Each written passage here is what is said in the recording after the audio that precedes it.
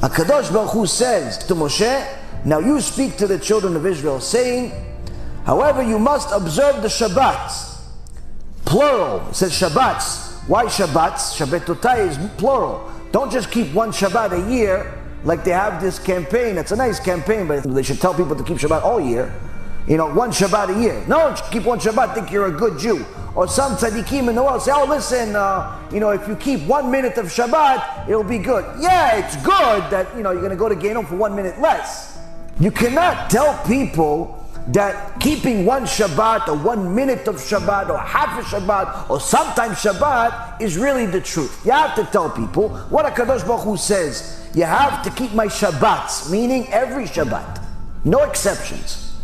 You have to keep my Shabbat, for it is a sign, a covenant between me and you, for your generations to know that I am Hashem, who makes you holy. You shall observe the Shabbat, for it is holy to you. Its desecrators shall be put to death.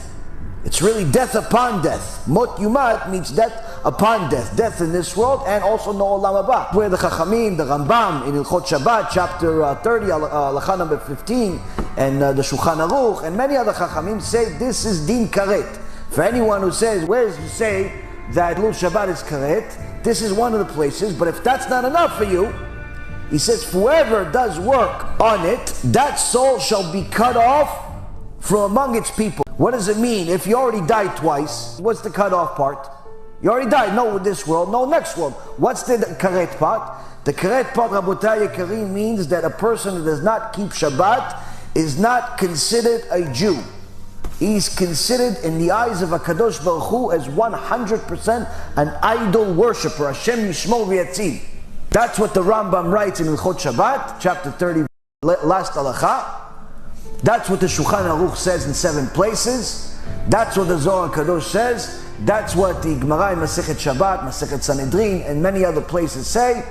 Rabotai Yekarim, have a rule in the Torah where HaKadosh Baruch Hu says, you have to keep Shabbat. That's the rule, that's the covenant.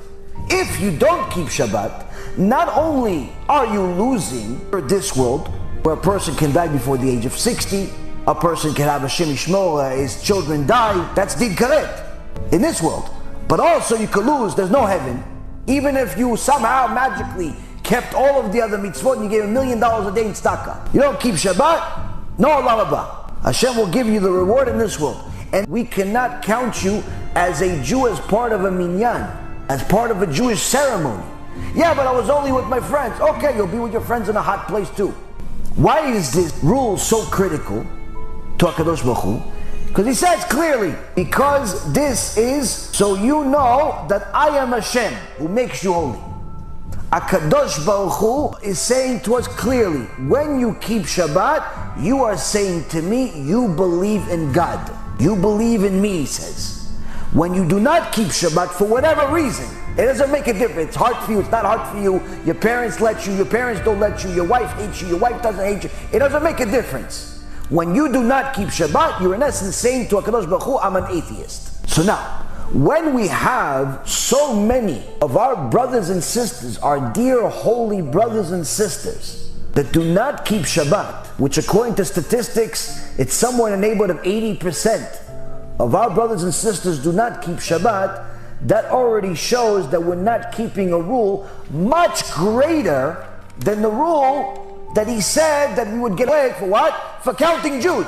He didn't say we're going to kill us. He said you're going to suffer. Some people will die, some people no. But here he says anyone who doesn't keep Shabbat, finished. So anyone that knows just this, doesn't have to be a big Talmid Chacham, doesn't have to write books, doesn't have to be a scholar, doesn't have to give lectures. Anyone that just read this week's parasha one time in his life with commentary by Rashi already understands that the Magifah that we have right now is no surprise. Why are you acting surprised? Why are you acting surprised? What's so surprising? It's surprising it didn't come before. It's HaKadosh Baruch Hu's mercy it didn't come before. But at the same token, HaKadosh Baruch Hu loves us. And therefore he waits, and he waits, and he waits, and he waits. But every so often he has to wake us up to show us we're running out of time. We're simply living in this world with the wrong mentality, thinking that this world is a world to make money and buy toilet paper. This world is a world that we could just go another house, another apartment, and another vacation, and another stock portfolio, and another real estate account. So what does HaKadosh Baruch Hu do?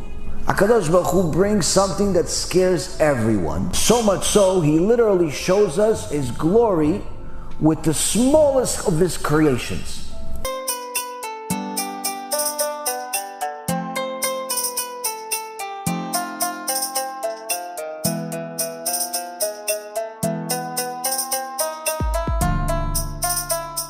Let me know what you think, and make sure to share it, because other people need to learn too.